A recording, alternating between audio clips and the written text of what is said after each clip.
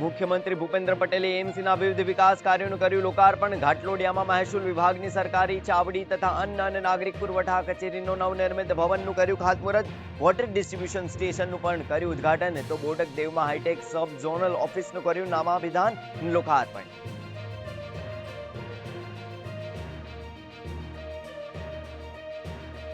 નવસારીના રહેજ ગામે જલ મહોત્સવ અને જલ અર્પણ દિવસની ઉજવણી. કેન્દ્રીય મંત્રી CR પાટીલે જળ સંરક્ષણ અને શુદ્ધ પેયજળના મહત્વ વિશે આપ્યો સંદેશ. તેમજ દરેક નાગરિકને પાણીના સંરક્ષણ માટે સંકલ્પબદ્ધ થવા કરી અપીલ.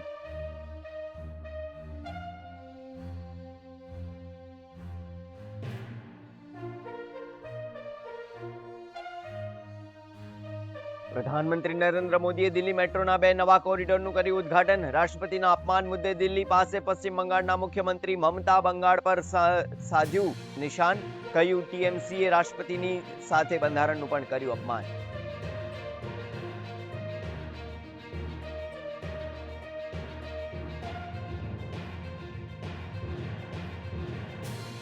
રાષ્ટ્રપતિના અપમાન મુદ્દે ચોતરફથી ઘેરાઈ રહી છે મમતા સરકાર. કેન્દ્ર સરકારે રાજ્ય સરકાર પાસે માંગ્યો જવાબ. મુખ્ય સચિવ નંદિની ચક્રવર્તી પાસે સાંજ સુધીમાં માંગ્યો રિપોર્ટ.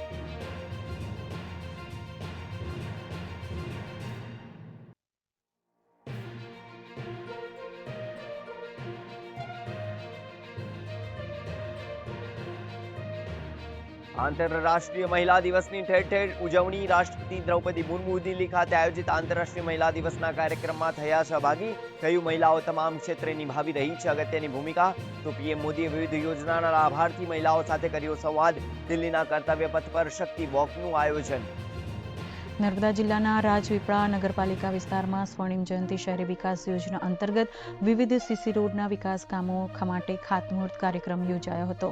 આ પ્રસંગે ભરૂચના લોકસભા સાંસદ મનસુખ વસાવા અને નાંદોદ ધારાસભ્ય ડોક્ટર દર્શનાબેન દેશમુખ ખાસ ઉપસ્થિત રહ્યા હતા. આ વિકાસ કાર્યોના અમલથી નગરપાલિકા વિસ્તારમાં માર્ગ વ્યવસ્થા વધુ સુવિધાજનક બનશે તેમજ નાગરિકોને રોજિંદા અવરજવરમાં સરળતા મળશે. કાર્યક્રમ દરમિયાન ઉપસ્થિત મહાનુભાવોએ સ્વર્ણિમ જયંતિ શહેરી વિકાસ યોજના હેઠળ શરૂ થયેલા CC રોડના કામોથી રાજપીપળા નગરપાલિકા વિસ્તારમાં આધુનિક સુવિધાઓનો વિકાસ વધુ વેગ પકડે તેવી આશા વ્યક્ત કરી હતી.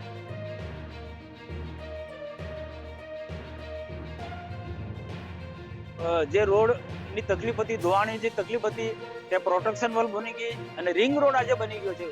ફુવારાનું કામ બહુ સુંદર પ્રકારનું થયું છે. એ રાજપીપળા નગરનો જેટલો સારામાં સારો વિકાસ થાય એ રીતના અમે પૂરેપૂરી કાળજી રાખી છે. નગરપાલિકાએ દૂરથી આવનારા લોકો પણ એક સારામાં સારો એનો લાભ મળે અને એક શું કે એક સારી અનુભૂતિ મેળવે રાજપીપળા નગરપાલિકામાંથી.